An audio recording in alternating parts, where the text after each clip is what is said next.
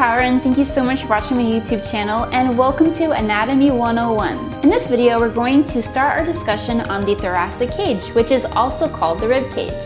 We are going to go over the sections of the ribs, and we're going to go over the unique characteristics of the ribs. We will learn about the cartilage in the ribs and more. So we have a lot to go over. If you like this video and you want to see more videos like this, please do me a favor and give the video a thumbs up. Also, please post a comment, subscribe to the channel. I would really appreciate it. All right, without any further ado, let's get right into the video. The axial skeleton. The thoracic cage. The human thoracic cage consists of the thoracic vertebrae, the ribs, the costal cartilages, and the sternum. They function to protect the contents of the upper abdomen and assist in respiration. A human thoracic cage has 12 ribs on each side that terminate, which means that they form an ending on their anterior or front side into a special cartilage called the costal cartilage. The upper 7 pairs of the ribs are called the true ribs because they join medially, which means in the middle, and they attach directly to the sternum. The remaining 5 pairs of ribs are called the false ribs because their costal cartilages do not in any way make contact with the sternum directly. 3 of the 5 false ribs link their costal cartilages with that of the 7th rib, do not attach at all, and the last 2 do not attach totally to the sternum. Of the 12 pair of ribs, the last 2 pairs have no costal cartilages and appear to be hanging, hence they are called the floating ribs.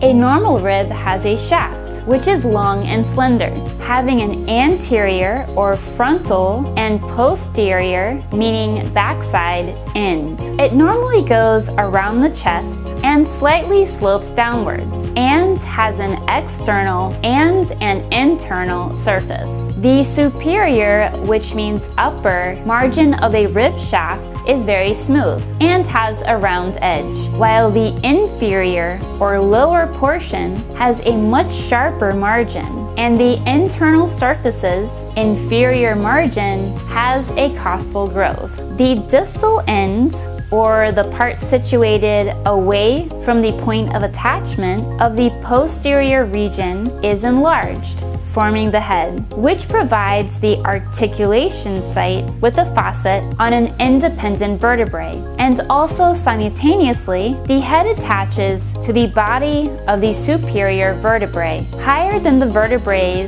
whose facets articulated. A facet is a smooth, flat, circumscribed, or circular surface. The rib's neck is flat and is laterally positioned, meaning on the side, to the head, on which the ligaments attach to. The head of the rib articulates to the vertebrae's transverse process with the tubersal. When we say articulation, the medical meaning of this is when 2 bones are attached for the purpose of motion. A rib's tubersal has a non-articulation region that has a rough texture due to ligaments attached to it, and an articular region containing a facet which is oval in shape, and it corresponds with the facet found on its individual vertebrae. Costal cartilages of ribs are made up of special translucent cartilage called the hyaline cartilage that has expanding and compression capabilities to aid in respiration. The first rib is flat horizontally and has inferior or lower and superior surfaces, or upper that is broad. It articulates with the first thoracic vertebrae and has the scaling tubersal on its superior or upper surface that is distinct.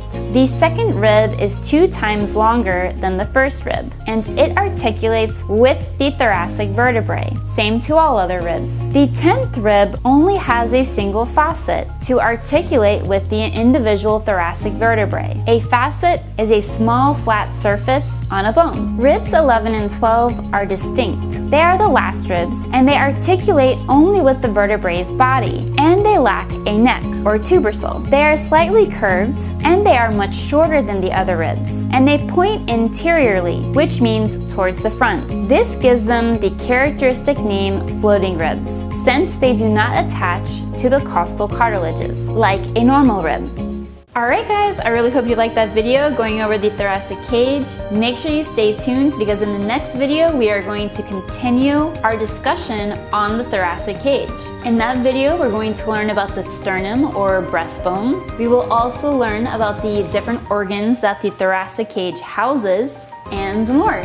So that video will be posted shortly, so make sure you stay tuned for that. Also, if you are studying anatomy and physiology, I'm sure by now you've realized just how much information it is. If you're looking for a proven study strategy that's worked, it worked for me and it's worked for thousands of other students, make sure you become a member of my channel because I've uploaded my best-selling program, How to Study for Anatomy and Physiology, and you can have access to it for just $5 a month. And of course, you can cancel anytime.